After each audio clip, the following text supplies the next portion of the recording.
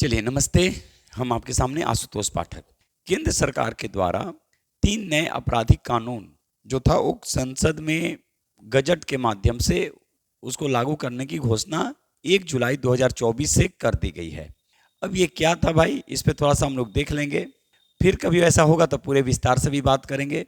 अगस्त 2023 में जो हमारे यहाँ जो औपनिवेशिक कह सकते हैं, जो गुलामी की जो जंजीर में जो जकड़े हुए जो कानून थे, उसकी बेड़ियां तोड़ दी गई और दंड के स्थान पे न्याय की बात किया गया। होना भी चाहिए, दंड के स्थान पे न्याय की बात की गई और उसमें कुछ वैसे महत्वपूर्ण बातें रखी गई जिससे कम से कम न्याय मिलने में आसानी हो। दंड की बात की गई थी 1860 में, सबको भी मालूम है 1873 और 1872 में जो नियम जो बनाए गए थे उसको समाप्त किया गया। और यहाँ पे हम 2 लिखे हैं। 2 लिखने का मतलब क्या है भाई, कि जब अगस्त 2023 में सरकार के द्वारा जो विधेयक जो लाया गया, संसद में जो पेश जो किया गया, उसको संसदीय समिति के पास भेजा गया राष्ट्रपति के पहले, और संसदीय समिति ने भी कहीं ना कहीं उसमें कुछ सुधार करके फिर केंद्र सरकार को जब वापस भेजी, तो इसीलिए इसको हम 2 लिखे हैं। तो भारतीय न्याय 2 संहिता 2023, भारतीय नागरिक सुरक्षा 2 संहिता 2023 और भारतीय साक्ष्य 2 विधेयक 2023। ये जो है ये 1 जुलाई, याद रखिएगा, 1 जुलाई 2024 से पूरी तरह से इसको लागू करने की बात की गई है। अब आखिर इसको संसद में जो मंजूरी जो दिया गया, ठीक है, 24 फरवरी 2024 को पूरी तरह से गजट के माध्यम से इसकी घोषणा कर दी गई। तो इसमें कहाँ कहाँ कुछ कुछ वैसे सुधार किए गए और किन किन बातों को रखा गया, इसको देखा जाए। जैसे आप जाते होंगे FIR दर्ज करवाने, तो उसमें भी दिक्कत आती थी। तो अब आप EFIR के माध्यम से EFIR भी कर सकते हैं। ऑडियो वीडियो के माध्यम से सुनवाई भी होगी, इसका भी प्रावधान किया गया। कुछ वैसी चीज़ें इसमें शामिल किए गए हैं जिस पे हम अभी आपके सामने बात करेंगे। जैसे देखेंगे, कहा गया मॉब लिंचिंग। मॉब लिंचिंग क्या होता है? मॉब लिंचिंग क्या होता है सबको मालूम है, भीड़ के द्वारा अपने हाथों में जो कानून जो लिया जाता है। तो इसमें ये भी एक तरह से क्या है, जैसे मर्डर में सोचने वाली बात है, आप किसी का कोई मर्डर करता है तो उसके लिए आजीवन कारावास का प्रावधान है। लेकिन मॉब लिंचिंग में क्या था कि 7 साल का प्रावधान था, याद रखिएगा, 7 साल का प्रावधान था। तो अब इसको 7 साल समाप्त करके आजीवन, याद रखिएगा, आजीवन कारावास की बात की गई, आजीवन सजा, यानी आजीवन उसको सजा दी जाएगी। इस पे कानून लाया गया। दूसरा जो कानून लाया गया है जिसमें जो ये कहा गया कि जैसे आतंकवादी गतिविधियों में संलिप्त जो आर्थिक जो फंडिंग होती है, यानी जैसे गलत तरीकों से नोट बनाना या फिर और भी गलत तरीके से जो फंडिंग करना, इस चीज़ का देखेगा। तो इसमें भी बहुत बड़ा, यानी आर्थिक सुरक्षा को मद्देनजर रखते हुए, ठीक है, यानी जब आर्थिक सुरक्षा से भी अगर खिलवाड़ की जाएगी तो उसको आतंकवादी गतिविधियों में शामिल किया जाएगा।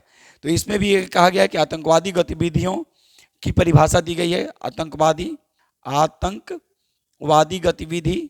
गतिविधि को परिभाषित किया गया। और ये क्या परिभाषित किया गया भाई?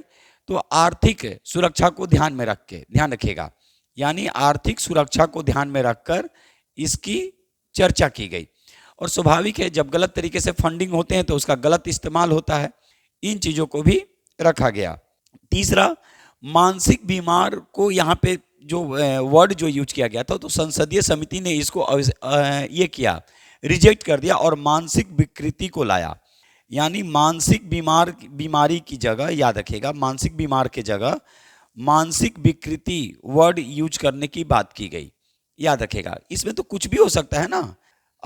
अब ऐसे तो सभी लोग लगेगा कि मानसिक तरीके से ये हैं, तो इसको भी ये किया गया। उसके बाद जो रखा गया कि छोटे संगठित अपराध की परिभाषा दी गई। छोटे संगठित अपराध जो होंगे, तो छोटे संगठित अपराध क्या, अपराध तो अपराध होता है, लेकिन कभी कभी होता है कि कोई जज्बाज में आके, जल्दीबाजी में आके कुछ वैसा ये कर लिया, तो उसके लिए भी ये किया गया है, प्रावधान किए गए इसको भी। उसके बाद इस पर पहली बार बहुत सारे देशों में सामुदायिक सेवा को परिभाषित किया गया। सामुदायिक सेवा यानी क्या? सामुदायिक सेवा की परिभाषा दी गई। जैसे मान लीजिए कि छीना झपटी कोई किया या फिर वैसा, तो उसको सामुदायिक तरीकों से, ठीक है, यानी उसको सेवा में उसमें लगाने की इसमें प्रावधान किए गए हैं। जैसे छोटे मोटे जो चोरी जो करते हैं, नशे में कुछ आकर ये कर दिए, तो इसका भी यहाँ पर इसमें परिभाषा दिया गया है। इसके बाद एक और जो सबसे इम्पोर्टेंट है, अदालती कार्रवाई प्रकाशित करने पर सजा। जैसे अदालत में कोई सुनवाई चल रही है, जैसे मान लीजिए कि जघन्य अपराध कोई किया, जघन्य अपराध आप समझ ही रहे हैं, और फिर भी अगर कोई बिना अनुमति प्रकाशित अगर कर देता है तो उस पर 2 साल की सजा का प्रावधान ऐसा किया गया है। तो एक बार फिर हम बोलेंगे कि गुलामी की जंजीर से जो कानून जो जकड़े हुए थे उसको समाप्त किया गया, और नए कानून अपनी जो कह सकते हैं कि जो रूपरेखा जो तैयार की गई है नए कानून के रूप में, वो अपनी जगह 1 जुलाई 2024 से ले लेगी। तो अब दंड नहीं बोला जाएगा, अब न्याय देने की बात की जाएगी। अब तारीख पे तारीख नहीं होंगे, अब न्याय की बात होगी। नहीं तो ऐसे लंबे समय तक कार्रवाई होती रहती थी, सुनवाई होती रहती थी, और जो मुख्य आरोपी होते थे वो कहीं ना कहीं एक बच के, ठीक है, कुछ समय के लिए ही, मान लीजिए कि अब 10 साल है तो जब तक सजा हो ना जाए तब तक, तो ऐसे में शिथिल पड़ जाता था नियम, जो कानून जो थे वो शिथिल पड़ जाते थे।